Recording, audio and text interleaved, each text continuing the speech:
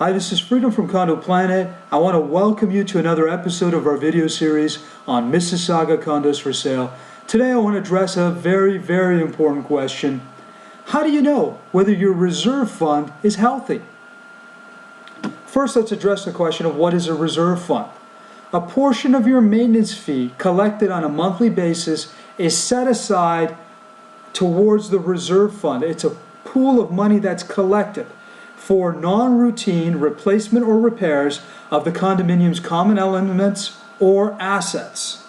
Give you an example of what this could be. A non-routine replacement might be the replacement of the elevator, the windows, or the boiler. A non-routine repairs might include repairs in the parking lot area, the chiller or the elevator.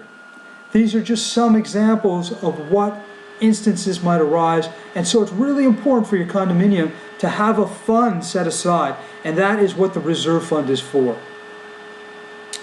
If you're searching for Mississauga condos for sale, it's really important for you to be cognizant of what the status is of the reserve fund. You want to ensure that the reserve fund is healthy, because quite frankly, a condominium with an unhealthy reserve fund is an unstable condominium from a financial perspective. It's definitely a red flag. How do you know whether a condominium has a healthy reserve fund?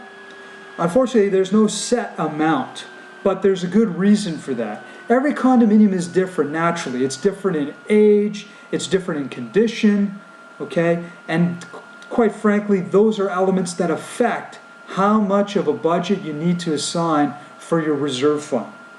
Buildings that are more deteriorated, or in worse condition, are obviously going to need a healthier, larger reserve fund set aside. So how do you do this? How do you determine whether your building has a healthy reserve fund? Now, of course, when you're buying a condo, you will need to order a status certificate. This is a document produced specifically for prospective buyers to give you all the information you need to make an informed decision. You'll find the condominium's financials in here. You'll find the minutes. But the most important document in regards to the reserve fund is what we call a reserve fund study. According to the Condominium Act, on a periodic basis, there's not a defined number of years, but on a periodic basis, the condominium must conduct a reserve fund study. And most condominiums will do this between 3 to 5 years.